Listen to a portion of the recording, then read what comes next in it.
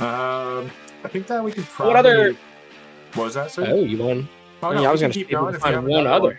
I thought that was. Yeah, I figure we could Yeah, chat a little bit more and see what else comes up. So we can hit the yeah. AI, Google, Gemini, ChatGPT generator and see what other fun trends are happening right now. What other wellness Trying to think if I've trends? seen anything in the last few days. I mean, we heard about some controversy over a certain person that we don't have to bring up.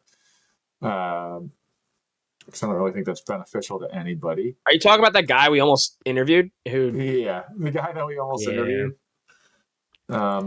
I will say we have some people that are probably coming on the podcast in the next month or two. We're definitely excited about it. We don't have to disclose of who those people are just yet, but some athletes, I would say. I know we've had a bunch of healthcare people on the last few weeks, but switching gears a little bit, and then hopefully we'll have some other PTs and other stuff on in the future as well as time goes by. We just need it sort of goes by what we have. We just go Yeah. from there. You want to talk a little bit about some of the like the nutritional trends, ones that like I've got one that it's actually come up a lot on like my Instagram and also on our Instagram. The some of the supplements, some stuff that we would know about. All right, dive in. Let's dive into it. Creatine. Back when we were like avid like lifters in college, rugby players, creatine. At least, and correct me if I'm wrong, man. Like it was listed as like, oh, you're cheating at building muscle because it's like, oh, it just swells you up, it makes you look puffy. Like that's all. It's all fake. But now the new trend and all the research coming out is showing like how beneficial creatine is not only for your muscles but also for your brain activity. There's a lot of really new research articles that are coming out about it. What do you think about it? I don't know if I ever thought it was illegal. I thought it No, was no, not sketchy. illegal, but yeah, exactly. It was never illegal, but a lot of the times like for lifters, when we heard our buddy was on creatine, it's just like doing creatine, it's just like, oh man, you're doing creatine, like this is why you look so big. Like that was the trend with it when I was like 18. Yeah, and I think like, I'm just looking at it just some of course Google Gemini, our best friend. Um, I don't think I was always skeptical. I definitely was skeptical. Like I was always like, I don't know if I trust that because I didn't know anything about it. And actually, that's how everyone should be. If someone's trying to get you to take something, it's better for you to say, maybe I shouldn't do that and I should just try to be natural than to just go right into it. Creatine Uh, definitely has its benefits, like Dr. Tom was saying. It can help with a lot of different things, but it's also something that I believe isn't really for like it's not for every athlete. Sir, would it help you think with like a distance athlete or anything like that? I to a degree, I'd have to do a little bit more research on it myself, specifically for those style athletes. Main reason being, I know that it's supposed to help with like muscle recovery and energy during workouts. I don't necessarily know the research behind is it helping like the fast or slow twitch or like to what degree, but full on opinion gonna go into it. Full on opinion on it is more so. I think it would be beneficial. I don't see it causing harm.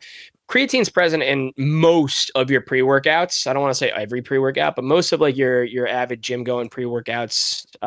You can name any of them. I've probably taken all of them, but most of your like pre-workouts have some level of creatine in them. So I know for sure it's going to help with like the muscle activity while lifting. So I can imagine that translates to like your runners. Um, when it comes down to it though, just always make sure when you're taking the supplements, like there's some really good creatine supplements out there and there's some really crappy ones too. You got to really look at the ingredients and see what's in it. I've got a brand that I like, man, maybe I'll throw that up on the screen too during the edited video, but Yeah, I don't think that that's something that we would necessarily recommend. You know what I mean? Like, I'm not saying I'm not like well, no. What I'm saying is don't take this as medical advice. Uh, this is just our pure opinion on the matter of creatine. So I would always, like Dr. Tom was saying, be careful with everything that you take. Even what we say sometimes. You can't just always believe everything you hear on the internet. No, we actually build this podcast on lies, complete lies. Every medical research article that we pull up, we actually just spin it in the opposite direction. I'm just kidding. This is satire. Yeah, Dr. But Tom's degree is actually fake. 100%. Yeah, that's 100%. And if the mine. board of examiners is watching this, it's real. It's real. It is. Both of our degrees are real. You can find them on the real internet. Fake. My boss calls me. It's a good thing my boss doesn't watch the podcast. I have a new boss, and hopefully he knows that I have a sense of humor. Well, they're gonna have to find out somehow. No, it is known. It is known. Yeah, that completely just destroyed our train of thought on creatine. But I think, yeah, like we said, there's definitely some benefits to it. It's definitely something you want to be very careful with your dosing too. I don't know enough to tell you proper dosing, and it's going to be different based off of your size and who you are. But you don't want to overdo it. Like any, I guess I don't want to say drug, but it's sort of a drug. No, it's not a drug. It's a what would we call it, sir? It's not a vitamin either. Supplement, yeah, supplement. Yeah, it's a supplement. You just don't want to overdo it. Yeah, like it's not going to really help things if you have a little bit too much. No, exactly, without a doubt. You want to.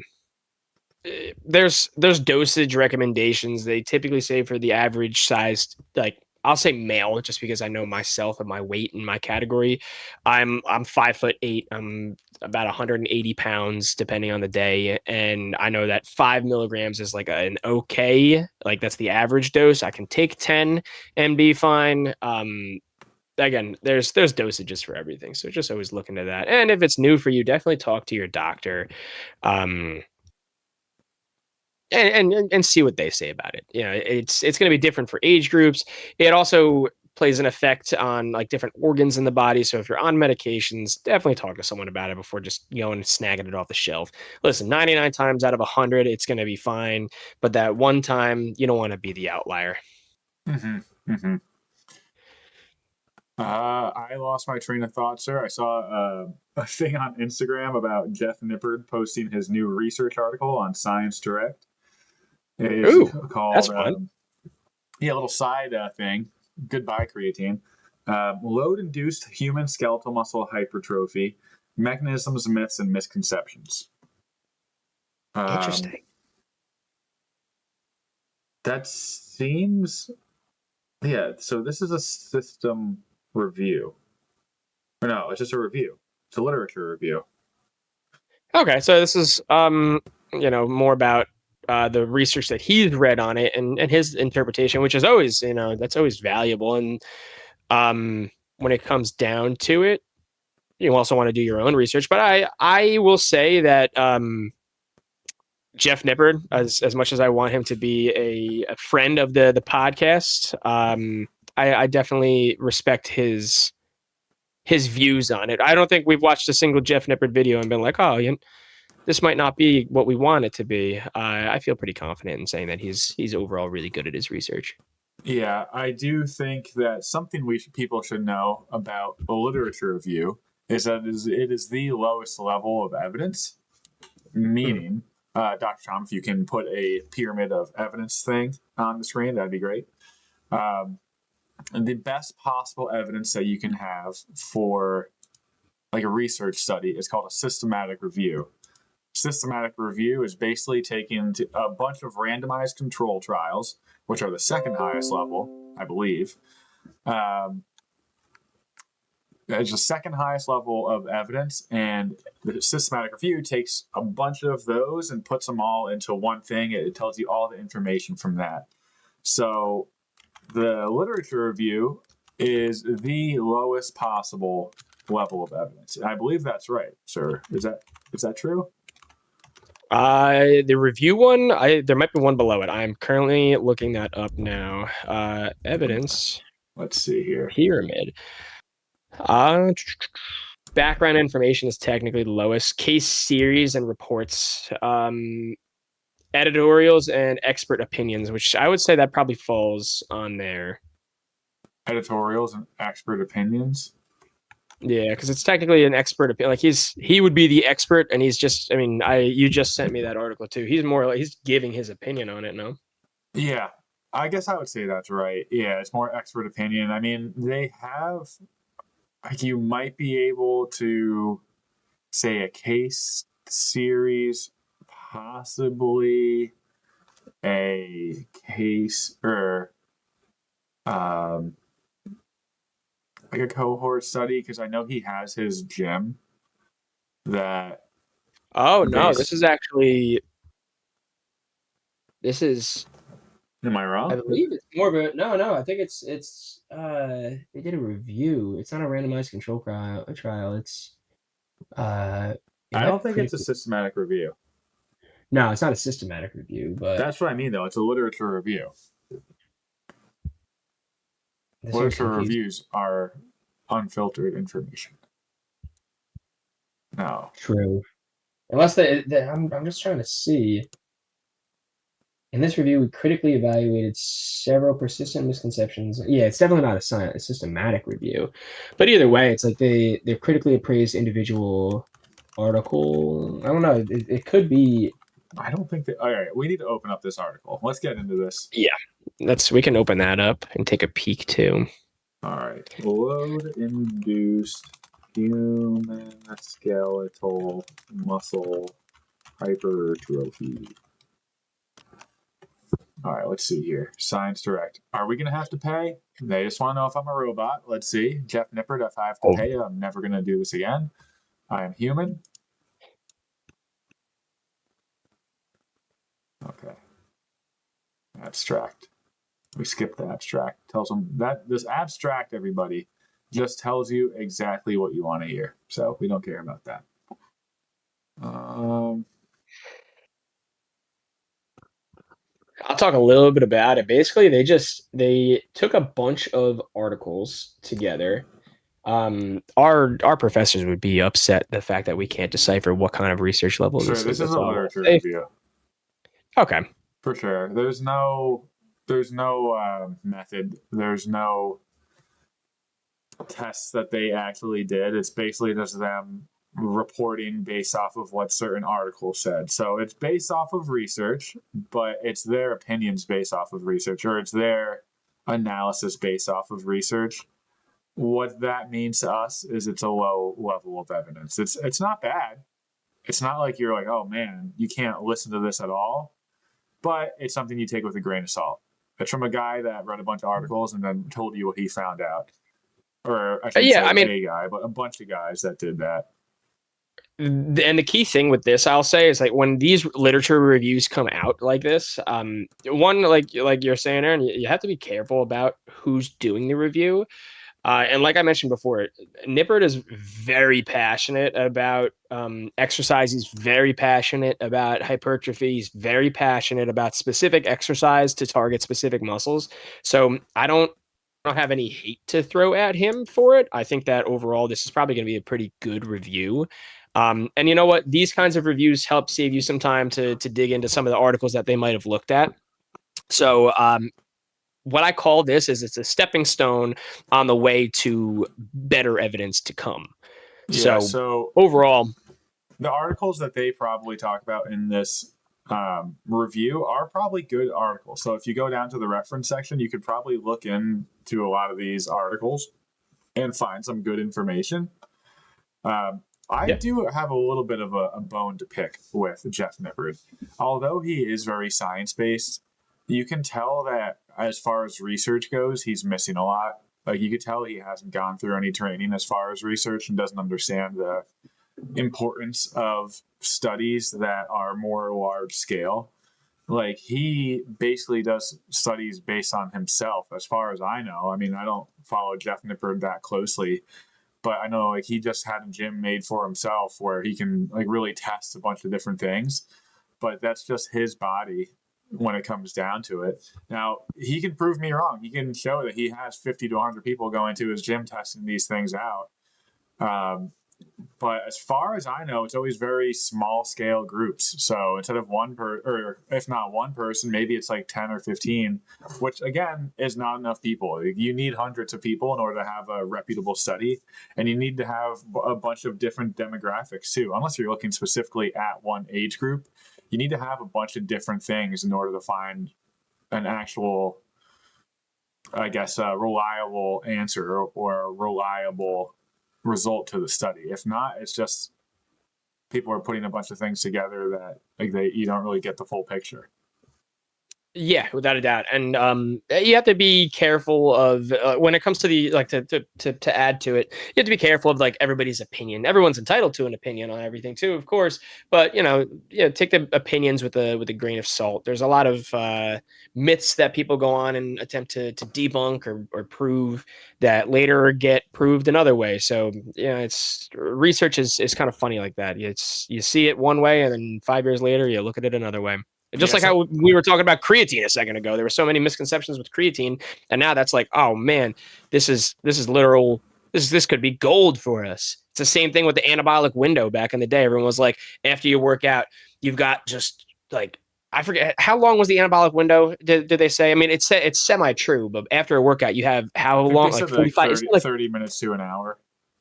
Yeah, it's like 30 minutes to an hour. I was going to say 45 minutes. Yeah. It was like, that's the optimal time. And if you don't get your protein in then you might as well just not eat protein at all for the day. That's not true. When it comes down to it, your total protein intake for the day is a lot more important than the anabolic window. Does the anabolic window have some research to support it? It did. It still kind of does, but it doesn't mean that if you miss your window that you're not going to, grow the most amount of muscle that you can. Mm-hmm. Yeah, it's just like we said, it has to, like, you always have to sort of take it with a grain of salt whenever you read that type of stuff. There can definitely be a lot worse things than Jeff Nippard's stuff. Like, I think his is actually probably still pretty good despite all the stuff I just said. But shout out Joel Seedman. I mean, sorry, I didn't mean to name drop. I mean, if we're talking about probably one of the worst information givers possible, it would be Joel Seedman. And Joel Seedman would probably jump on and be like, sir, I will. I'll get into it right now. Joel Seedman would pop on and just probably say like, yeah, you know what? You need to hit the anabolic window, take your protein, but make sure you're drinking it at exactly a 90-degree angle. So this way it optimizes how the protein flows through your system.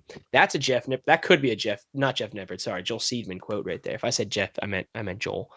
Make sure you drink your protein at 90 degrees. Make sure you sit down at 90 degrees. Make sure you read the research article at 90 degrees. The thing that bothers me about him, is that I read one of the articles that he posted one time, and it actually didn't say what he was saying. Like, he was saying that it, I think it was the squat one. Is that the one you were talking about just now? I was making a joke about the squat one, yes. Oh, but I'm pretty sure that he posted an article about 90-degree squats, and I read the article because I was like, I don't know if like this, it doesn't sound right to me what he's saying, like to not go below 90 degrees. And it actually didn't say what he was saying. It was a complete lie. And it bothered me so much. And I was like, how could you even convince yourself to post these things? Like, they're just blatant lies. And I think the truth is he is just that bad at reading research, or he just doesn't care. It's one of those two. No, I don't think it's that at all. To be honest with you, Joel Seedman, he came out with like an article a long time ago about like the 90-degree rule. I think it was another one about the squat. This is the one that the one that took off for him. So when that one took off, I think he just saw the trend that he could, like that was his product, he realized, and he just jumped on the wave and sold it. So now all he's trying to do is just continue to ride that 90-degree wave, despite so much research that's coming out against it to disprove it. And despite so many other fitness influencers who are trying to just, kind of crap all over him, he's just like, no, we're going to ride this one through. Props to him for staying consistent. He's a businessman trying to make money. Is what it comes down to. But yeah, that's what I'm saying. So he doesn't care. He doesn't care about the people that actually watch his content. All he cares about is himself. Like, he just wants money. And when it comes down to it, as a physical therapist, as a doctor, as a nurse, there's the Hippocratic Oath to do no harm to a person. I don't know if chiropractors have to also um, do the Hippocratic Oath. That's a good question. I But think so. let's see. Google.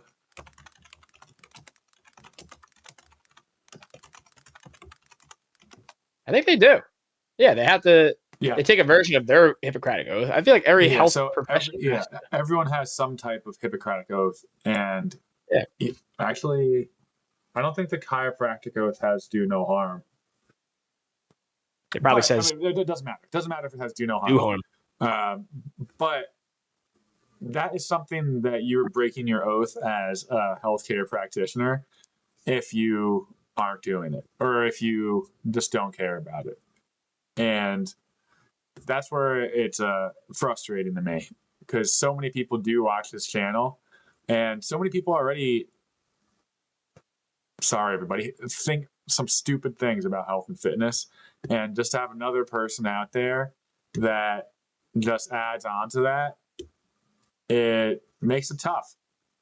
It makes it so makes it our jobs harder. It makes doctors or physicians or nurses jobs harder, because people hear one thing online and think that's everything, and Yeah. a lot of times it's not true. Especially people from even 10 years ago who are just living on old information that has been disproven. And that amount of time, hundreds and thousands of things can happen to change information on a certain topic. Yeah. I think we could wrap it up there, sir. What do you think?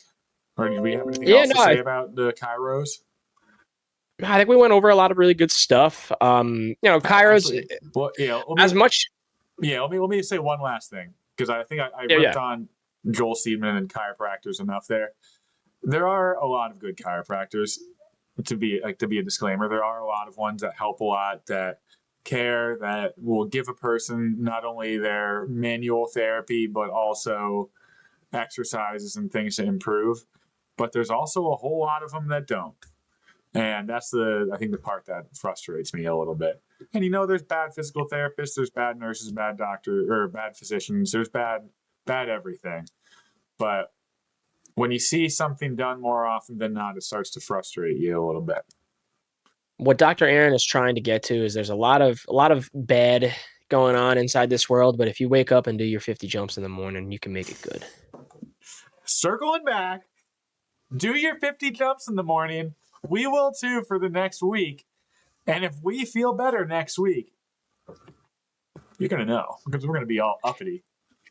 And if you do one of these trends, or if you have another trend that you like to do, just drop it in the comments, shoot us a message. We're always kind of looking for different fitness trends that we want to try too.